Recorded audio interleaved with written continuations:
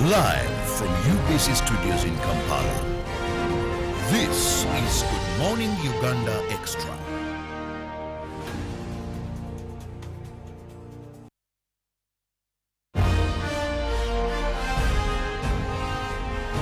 Live from UBC Studios in Kampala, this is Good Morning Uganda Extra.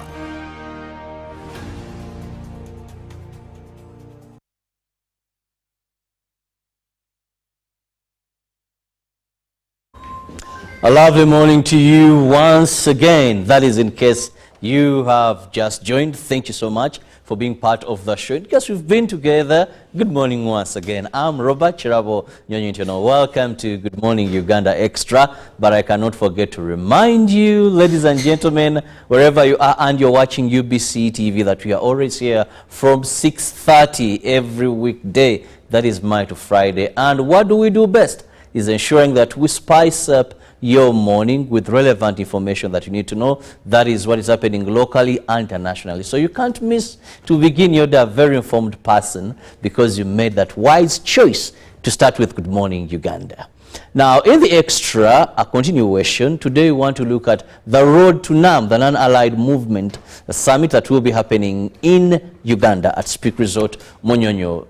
And this is going to kick off on the 15th. Now, where does the Ministry of Gender, Labour and Social Development come in? What have they done in preparation for this summit?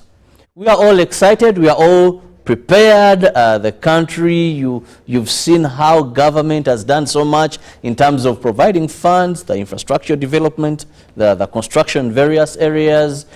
We've seen even ministers having to submit vehicles to help transport the delegates that will be coming in, the VIPs and all that. Security is on high alert, so it is all about the non-allied movement and the G77 Plus summit that is the talk of town, and something that you're all ensuring that is a success. Now, joining me on set this morning, I have the head of communication, Ministry of Gender, Labour and Social Development, Joshua Chalimpa. You're most welcome. Thank you very much, and I want to thank you for according us time to address the nation through the Uganda Broadcasting Corporation. I want to thank management of UBC for always finding time to invite us to speak to the nation. Yeah. Now, Joshua, to begin with, when we talk about Ministry of Gender, Labour and Social Development, briefly for our viewer who is watching, what does this ministry do? Brief. Thank you very much. The Ministry of Gender, Labour and Social Development is the only ministry that looks at the whole cycle of a human being. When you talk about children, they are in the Ministry of Gender. When you talk about the youth, they follow in the Ministry of Gender. When you talk about older persons, they all fall in the Ministry of Gender, or even people living with disabilities. So the ministry addresses the whole cycle of a human being, including the people who are living in vulnerable situations. You talk about street children, you're talking about orphans. All those fall within the ministry. So the mandate of the Ministry of Gender is to empower such human beings to live a meaningful life in society. That's what we do. That's what the Ministry of Gender is here to do. Now, talking about this summit, where do you come in, and what have you done so far? Normally, whenever there are conferences like this, there are issues to do with vulnerable persons. How do you deal with vulnerable persons? And the Ministry of Gender has to come in handy. There are also other departments people may not be aware of. For example, we have the Department of Occupational Safety and Health.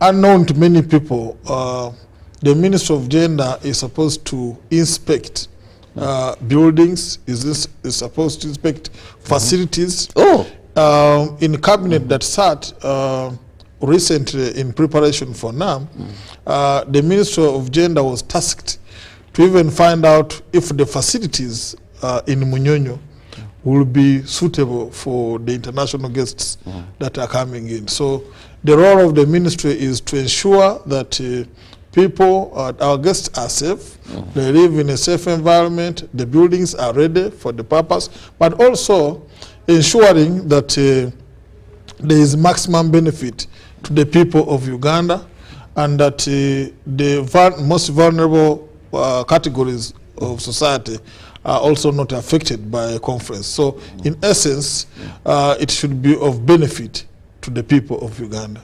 Now, when we talk about benefit, that really brings a smile on my face. Whenever I have these conferences, technocrats, government people tell Ugandans, well, there is a lot of opportunity coming. So far, I've seen 2 incidents, and I want to speak for the lay person. One comes directly to your office. That is the issue of street children. Of course, KCCA is conducting, but Ministry of Gender, Labour and Social Development, children follow under this very docket, where yesterday I was driving within town. I happened to see these street children running very fast. So it caught my attention. I was like, why are these kids running? Some screaming, and at the back I saw KCCA huge running after them. I said, okay. And they told me, when I asked, but, they said, Pabukwata, anchi olukungana, bagala bujja kungudo. Like, okay. Then as I headed towards Machinde, I saw demolition. And when I asked for like, anchi olukungana, meaning that the conference that is coming. Of course, we know you have so many programs that are targeting poverty alleviation in that direction as Minister of Gender. Now, when we talk about opportunities to the ordinary person, ngolukungana is this havoc way. Things of the kids who have to run, people who are having businesses, maybe a few meters or whatever, are also now are saying, ngolukungana, that is why we are having this. Where are the opportunities for the ordinary person? Before we go to you technocrats, people that are going to attend and all that, where are they? Well, thank you very much. Of course, the day-to-day work of the ministry, this is what we do every day. It's only that when there's a conference, probably the eyes of the public, the media is focusing that. Otherwise, on a daily basis, the ministry is working on policies, is working on arrangements to ensure that these vulnerable categories of society are given a decent living. That's why the ministry has homes for street kids.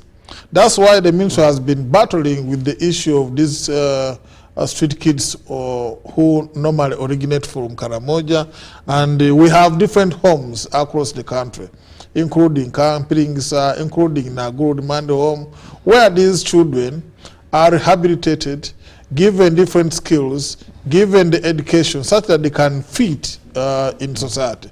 That's what we do. However, of course, when there is a conference like that, the eyes are open for the public to see. There is a lot of attention, and normally all the government mechanisms are in place to ensure that these things move. Normally, the problem of the ministry has always been funds, or the lack of funds to implement some of this. That we normally, the speed has not been at the way we want it because of lack of funds. So if funds are available, thanks to NAM, for us to implement what we are supposed to do, then we are happy for that. The other one is that the ministry also works, has different economic empowerment programs, targeting the youth, targeting women, targeting people living with disabilities, where we have disability grants. We also have programs for the elderly persons, where they are capacitated to undertake ventures of different kinds. Of course, when you talk about the evictions going on, you may find that some of them could have been beneficiaries of even these government programs. And so the ministry takes concern, one, of how it is being done, but we work with partners. For example, the enforcement of this is done by the Kampala City Authority, which does the removal of these people from the streets. We work with them. Of course, the ministry is not saying that people should be on the streets. People have to be resettled in a manner that is conducive, that does not interfere with the livelihoods. Because we are aware that these people have livelihoods. They give to the children at home, they pay school fees, but the way it is done is also something that we can discuss, and the ministry is ready to support in all processes. There are many programs that are coming on board. We have also seen this as an opportunity for the benefit of these categories of society. I'll give you an example. Our minister today will be addressing the media, and she will be talking about another parallel event, a side event, which will be taking place at Serena Chigo. And the event is targeting an expo for women in agribusiness. Why are we doing so? We are aware that most countries, for example, in NAM or G77, are involved in agriculture. Agriculture employs the majority of people who are women. For example, statistics show from the Food and Agriculture Organization that 50% of women are 50% of the labor force in agriculture is provided by women. In Uganda, of course, the story is still the same. But on a global scale, in all countries combined under NAM and G77, 43% of the labor force on the farm is provided by the women. But of course, what the women are providing is at the periphery and does not give them enough funds, enough money that they should be getting for their labor. So that's why we are targeting that with this conference, as it comes, we know what women are lacking. They are lacking the technologies to add value to their products. They are lacking markets for their products. And if we, through the exhibition, the expo that the ministry is organizing, of course with partners, we are partnering with the Ministry of Agriculture, Animal Industry and Fisheries. We are also partnering with other organizations like You Will, where we bring together these women who are in business, who are in agriculture, so that they can network with the people coming from these other countries, such that we have products, we have market for our products, but we also have access to technology that can make life easier for the women in agribusiness. Now, talking about this summit still, my very angle of concern is the opportunities available through Ministry of Gender, as you're also one of the stakeholders in this, as you're expecting these delegates. Good, you've talked about, you called it the Women Agriculture Expo. Yes. That will be at Serena Chigo. There, of course, one would know that these visitors are coming in. If they're able to look at what is going to be happening there, purchase, there is money, connections, who knows, business deals cracked and all that. We can even have an industry from that. But let's look at another broader perspective. What are the available opportunities, for example, in your docket that you should let Ugandans know, if at all they are there? Of course, okay, I talked about the expo, but the Minister of Gender was given the task, is in charge of cultural performances. In Uganda is known for culture in all aspects, including crafts that we make, including the dances. Our musicians, our groups like Ndere Center will be providing the entertainment that we need. Of course, we know that entertainment these days provides a lot of jobs for young people, but our musicians or people, things like that, like in crafts, don't normally break through the boundaries of Uganda. You've seen countries like China, where their crafts are sold even in our shops, in supermarkets here.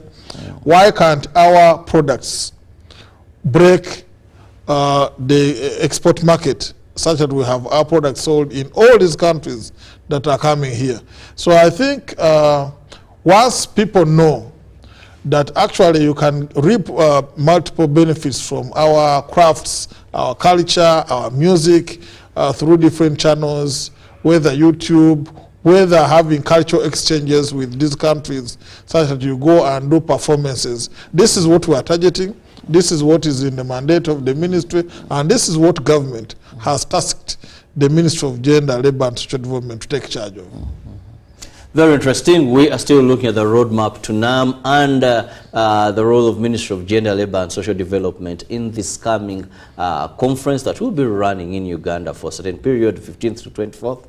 And of course, we know that many people are eager to look at what benefits are there.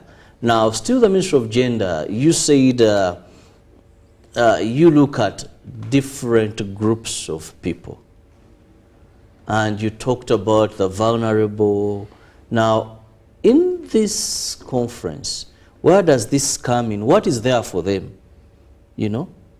Because you said you have, among the things that surely you do, you mentioned that it is the vulnerable groups have a special part of it. Now, I want to link this to NAM, if at all there is any connection. Of course, you look at the broader objective of NAM, and you look at, of course, if the objectives of NAM are met, inadvertently, the vulnerable categories of society benefit. One of the focus is on issues of peace and security in the member countries of NAM, in G77, issues of development, economic benefits, sharing economic benefits among countries. Now, the reason why our vulnerable categories of society appear not to be supported is on a large extent economical. That you have an economy of Uganda not enough to feed all its people, including the vulnerable categories of society. Now, once we make the achievement through NAM and the G77 plus China by reaping benefits from each other, the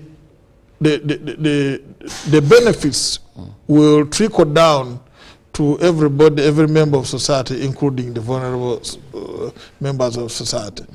Now, we also learn experiences. How have countries like China done it? How are countries in other member countries of NAM and in G77 plus China done it? So once we bring those lessons to bear in Uganda, it means that we are benefiting. But that is from the longer term. In the most immediate term, you're looking at if the guests are coming here, the food they will eat is food that will have been produced by people of Uganda. True. They will be eating our Irish potatoes. Some will want to taste our matoke. Because when they come here, they are also learning. They are not going to eat their spaghetti, which they eat at home. They may want to eat our groundnuts. And if they can also pack, of course, some countries have restrictions on importation of agricultural products. Like at airports, if you're carrying your OD, you're going to UK or the US, they may ask you to leave it. However, once they know the taste, and our things are organic, we don't use a lot of chemicals. So our organic products are likely to find market within the membership of G77 and NAM. And also, all these things combined, plus other permanent avenues, you know, Uganda will be taking over the chairmanship of NAM and G77. Now, we're not looking at benefits for the conference. At the conference, we are also looking at the period for which Uganda will be at the helm of this. Over 25 presidents. Actually, the latest I have is 25 presidents have confirmed. But of course, the number could be increasing. Now, we are expecting over 100 countries to be here, send various delegations that will be in Uganda. What a big conference this is going to be. And it's not a one day, 15th to 24th. Well, that is quite some time. Now, you said your Minister of Gender was given the responsibility to look at how prepared we are. More so, you talked about the venue. Now, I put that to you. How prepared, in your personal analysis, and of course, part of the ministry, when you talk about preparation, how good are we? Casey has given their accountability, saying, well, with our loads and all this, we have reached 83, we are about 93 to this and that, but I want to look at it that way. Of course, work is still ongoing.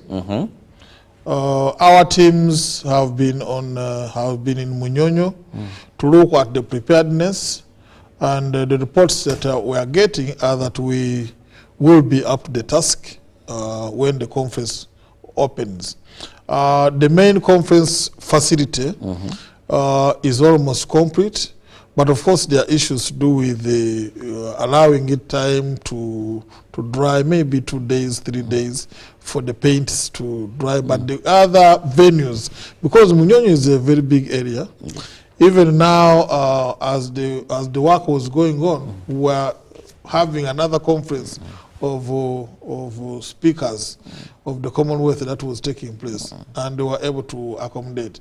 So we have the confidence. Again, I want to repeat that our teams are still on site. They will be there up to the time. And so what I'm giving is not the final verdict of the preparedness of Munyonyo, but the news we are getting is encouraging that we will be able to host. But as a country, of course, we should be confident that Munyonyo is not the only facility that we have. That's why the side events I told you of the Expo for Agribusiness will be taking place in Serena Chigo, which is just nearby. So whatever the case, the country, Uganda, is ready to receive all these visitors from NAM and the G77 plus China. Well, we are ready, and of course, 15th is not very far, that's Monday. We'll expect that the final touches will be gotten there. Now, allow me to go for a short break, and when I return, we will still be discussing more with my guest, who happens to be the Head of Communication, Minister of Gender, Labour and Social Development, Joshua Chalimba.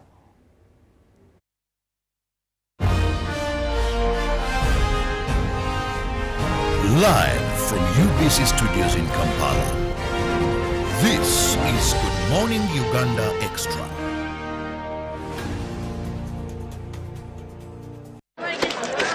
Juko. Yo.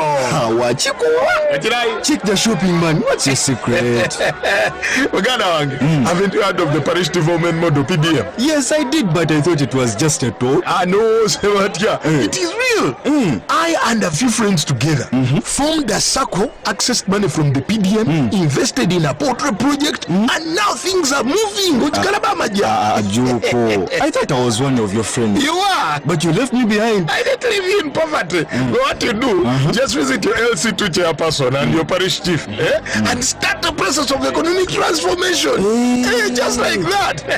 The parish development model is an initiative from the government of Uganda through the Ministry of Local Government designed to transform all lives of Ugandans for the better.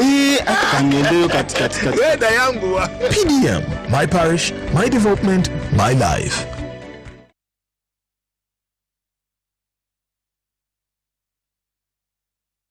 A new dawn on Behind the Headlines with me, Timothy Nyangweso. Every Wednesday, live in our studios in the heart of Kampala. We have conversations that have analysis, explanation, but not every truth is fact, and not every fact is truth. Every Wednesday, 10 p.m. on your public broadcaster.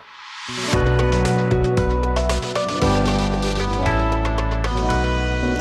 on your public broadcaster. UBC, inspiring Uganda.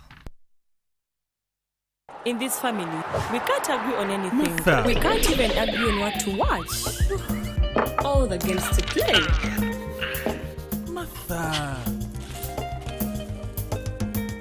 Ndowoza Mulabi, we can't even agree on what to eat. At least the one thing for now we can all agree on is the soap to use. He likes that it's big and lasts long. Anti-economy. I like that it keeps my skin smooth. Ate alina echovu. And the children like that. It smells amazing. Everyone is happy. Movit soap comes in 4 fantastic flavors. Movit family soap is truly soap for the whole family. Move it. All day confidence.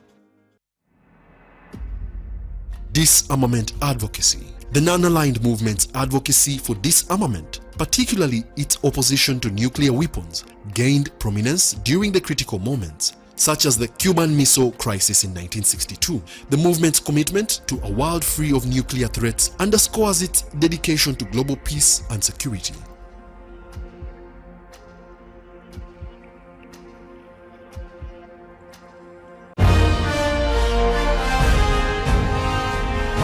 Live from UBC Studios in Kampala, this is Good Morning Uganda Extra.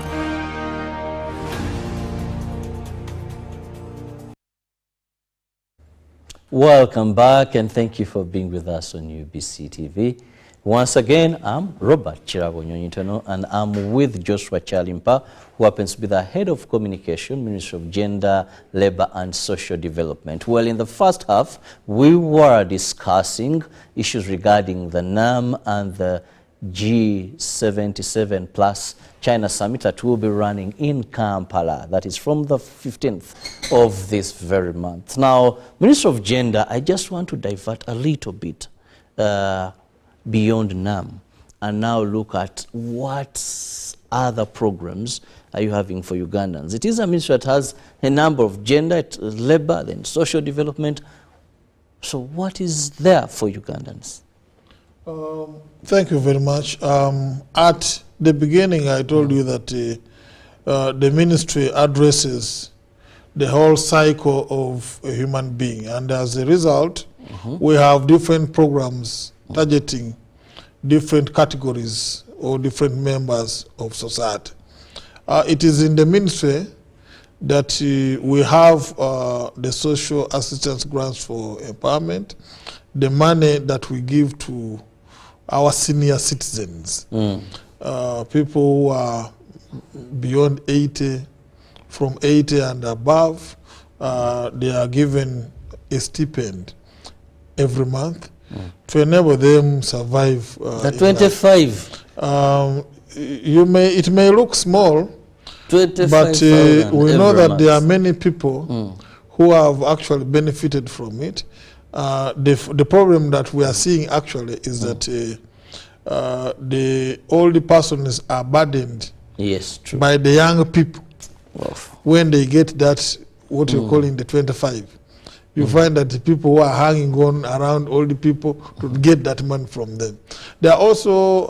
and just to be more clear, this money seems to be given quarterly. And someone gets about 75, because for the old people I've been talking with, when I told them a month, they tell me no. For us to get it, and the period they gave me was like, is it on... yes, of course, like you said, the 25 is what they're supposed to get every month. But they don't get it every month. However, because of costs of administration, you can imagine our teams move across the country to make sure that this money is given. It makes sense if they can get it maybe in a quarter, because after all, the releases in Ministry of Finance also come in quarters. So that is how, that's why it is like that, because releases from finance also take the same pattern. Now, we have examples of old persons who are able to buy a goat, able to build a house. Joshua. I think, I'm not talking about a bungalow. I'm talking about somebody who has been living in a shack and now is able to buy iron sheets, even if they are 5 or 10, and can do mud and water house and sleep in it. Quite advanced compared to how they were living. We come from the villages and we see how old people have been living. Some of them abandoned by children who came to Kampala and take years without going back, and they are there living a destitute life. This money helps them, even if they are able to buy sugar and things like that, the basics. And so many have grandchildren. Of course, there was also debate around, because this money we're targeting old persons from 80 and above. But the old people were saying, but look, there are some of us, remember initially the money was supposed to pay from 65 years onwards. However, there was advocacy around parliament because everybody wanted theirs to get. You remember we started in pilot districts. And it was agreed that, okay, for us to be able to cover the entire country, we can move the upper seal from 65 to 80, the lower seal. Now, so there was a big number of old people who were left out. But the argument was that looking at Uganda, there are many old people also who are able to work. They don't want to live on handouts. And so there are also grants that are being given for purposes of these old persons who have some energy to do business, to work. And when you talk about grants, our viewer, this is money that they're not paying back. It's money which, it's not revolving. They are given, and that is it. So they can start business, they can do business, and this comes a one-off. Who wants to get it, you have to use it. And there are also cases of old people who have been able to make a difference. Remember, I see it in my village. Most people who are quite okay are in that category. The young people are wasteful once they get money. That's why even programs targeting young people, compared to program targeting old people, you find that old people are settled, they don't want to run around, they can use their money properly, and you find that in a number of cases, they are the ones who's helping even grandchildren when the young people are running up and down. Now, what is new on the block is the Ministry of Gender also launched a bigger program, multi-billion program with support of World Bank. It is called GROW, Growing Opportunities for Women. But before you go to GROW, I'm still very interested in the grant for the elderly. Now, is this countrywide? From which age is it targeting? And how does an elder person there benefit from this grant? Is it also a big package to say? Yeah, it's a big package which was provided for within the national budget. By the way, it's not only that. There is also a grant for disability persons. People living with disabilities, targeting them. Like I told you that the ministry targets a person, a whole human being, whether children, whether youth, whether old persons, whether people living with disabilities. So we have a package.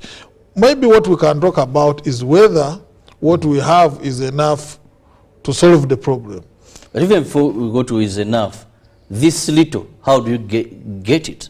Because these programs are there, Joshua, and I want to say, yes, we've had some positive change, but sometimes you go to a community, even the leaders are not aware. You find these old people there, and you're like, there's a grant.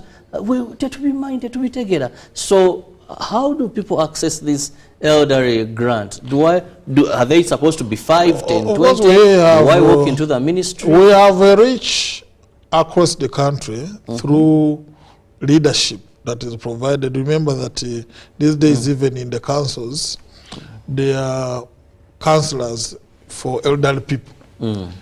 even in parliament, you have members of parliament representing elderly persons.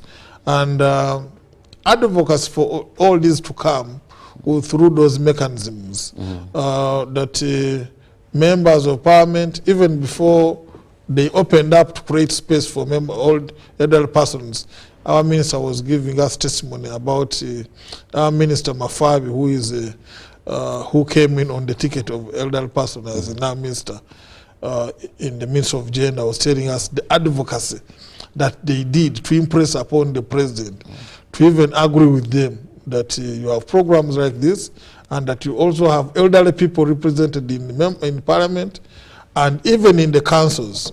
So through those structures, information can trickle down.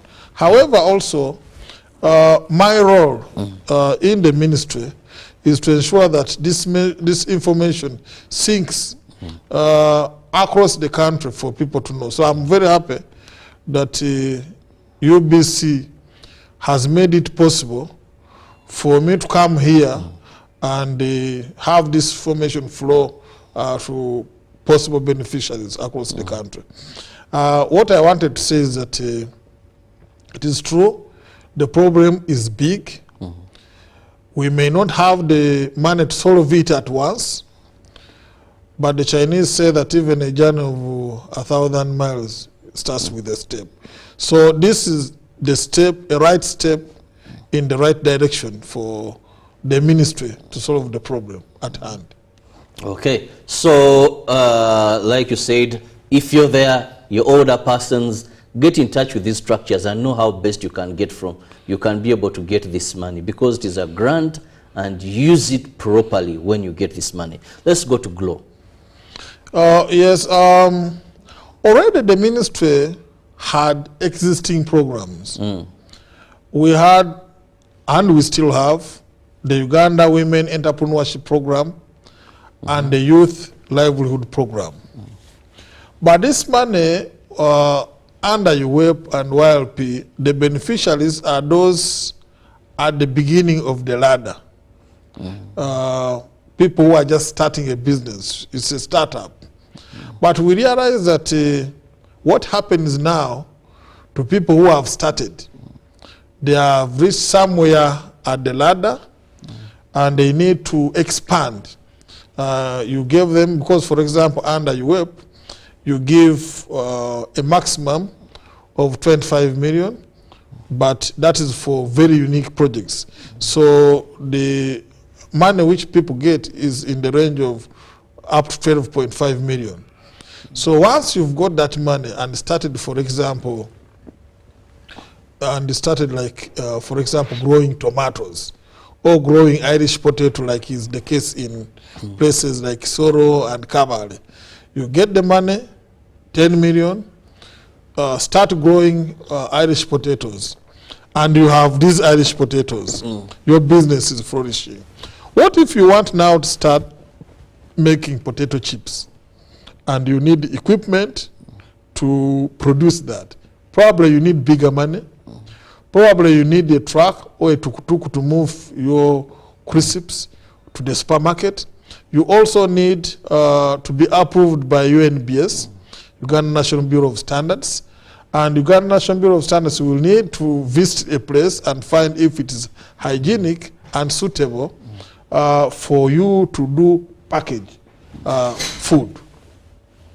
So we realize that actually when you are at that level, you need bigger money. And that bigger money was not available within the ministry. So ministry was advocating through different mechanisms, stakeholder engagement, and were able to impress upon the World Bank to make available funds for that purpose. So I'm happy to report that now the program is up and running. We are working with different partners, including the private sector foundation, including MOBS, including the ministry. A lot of players there because it's big money. We'll be doing skilling of people and then making available the real money that we're talking about. So you can get up to 200 million shillings to expand an enterprise. So you can see that But that is not a grant. No, it's part of the grant. It's also money which you can, because there are different players. We are giving grants also. It comes in a way of grant. But there's also money which is handled by private sector, like I'm saying. We are giving grants because we want enterprises to really grow. And we hope that once they grow, they are able to pay taxes in the future. They are able to employ Ugandans to solve the problem of lack of jobs that we have. So what is important is to prove that your enterprise can work and it can offer multiple benefits to other people in society, in community. So that's how we are moving. That's grow. I already talked about UWEP. I talked about YRP. But also we have the Juakali program, where people have access to tools. For example, those involved in carpentry, they can get equipment for that purpose. So we have a number of equipment then that can be given to young people, to women across the country to be able to do business. We hope that once the citizens are empowered and developed that way, then the future of this country is even bright. Now, Joshua, you've talked about these various programs, and I hope Ugandans have been keen to listen and know that there are funds government has put there through Ministry of Gender that can help you fight poverty. And many of these are grants, where you only have to ensure that you're the suitable candidate to benefit from such programs. The elderly grant is something that has really taken my attention. Then GLOW also as well. If you're able to get as much as 200 million to boost your business then or your enterprise, that is something very good. But then one thing, Joshua, that comes that really hicks me when it comes to this is people seem never to know of these programs, and they seem to be for a selected few. Is it lack of publicity? Sometimes I'm tempted to think, is it intentional that maybe the Chalimpas find those that they know? You know, why? Because when you go to communities and you tell them there is GLOW, there is this elder grant, there is this, at least youth livelihood made a breakthrough. But you find that people are ignorant. Of course, we need to empower our citizens. It's not only in programs like this. It is also in others. If you, I was watching your TV and there was a police officer. I want to use the example of police. Even in police, a crime can happen. There are people who have seen, but they are not willing to come to police to give. Very true. To give evidence. Yes. They don't want to be witness. They are timid. We have this problem in our society where some people fear they may know, but they may not want to go to the district, for example. And the role of the ministry is to empower people like that. That's why even in the program of PDM, the Ministry of Gender heads the pillar of community mobilization and mindset change. There are some people who, I don't want to say that they don't have this information. Many people have information, but they don't take the initiative to act on what they have. Let alone even the initiative. We have even those, would I call them doubting Thomases? You know, you find someone really like, So that's where we get problems. That's where we get problems of people, somebody has described them as professional beneficiaries. You may find that there are some people who are clever, they are moving around. When it's PDM, they go to benefit. When it is UWEP, they go to benefit. When it is GROW that we are talking about, they will still try. It's not because somebody is pushing for them to get, but they have the courage to go and get things once they find out. However, even then, the ministry is has worked out actually an MI system, a management information system. It helps us to track if you have benefited from another program. And if we find that you've benefited from other programs, we may ask you to give chance to others also to benefit.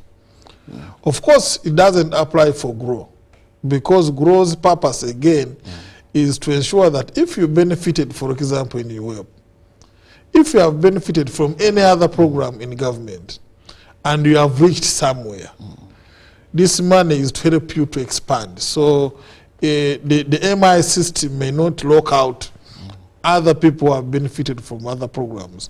Because here what we want to prove to us is that you have reached somewhere in the ladder. What, for example, you got money, you started your bakery, you're making bread, but you have problems in packaging it well, or you have problems in transporting it to the market. You want to improve the bakery itself. There, you have to show us the bakery, and we know where you are. And we find out a needs assessment, the equipment you will need to ensure that you can compete in the market. Yeah. Well, I just want to thank you so much, Joshua, for your time. But before we move out of here, what are your final remarks to our viewers? Our viewers, I want to thank you for supporting the ministry and, of course, government. I want to ask you to always take advantage of programs that are available within government. These programs are meant for you.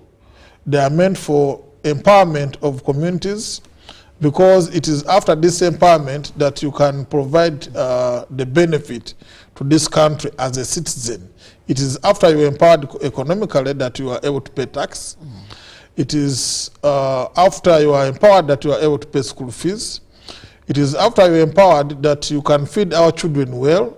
It saves us the cost of going to hospital if children are malnourished. So that's why the ministry and government ensures that there are programs like this for the benefit of everybody, and these programs are not targeting particular people. They are not targeting those who support a different political line. They are programs for everybody who is a citizen of this country. Thank you very much for according us time to listen to this. Well, thank you, Joshua, who happens to be the head of communication, Ministry of Gender, Labor and Social Development. Thank you for your time. Thank you very much, our viewers, those that have been with us from 6:30 till now. We really appreciate, and we're hoping that you make it a date with us tomorrow. Let's interest ourselves in the various government programs. Before you criticize a government program, please be part of it. Seek for information, because these monies are there for you. These programs are there for you. And when it comes to the upcoming conference, let's ensure that we lift Uganda high. It's a time to behave well. It's a time to ensure that we are law-abiding citizens, because we're having visitors in. And of course, we shall have long-term, short-term benefits regarding this conference. See you tomorrow, God willing, for God and my country. Good morning. Thank you.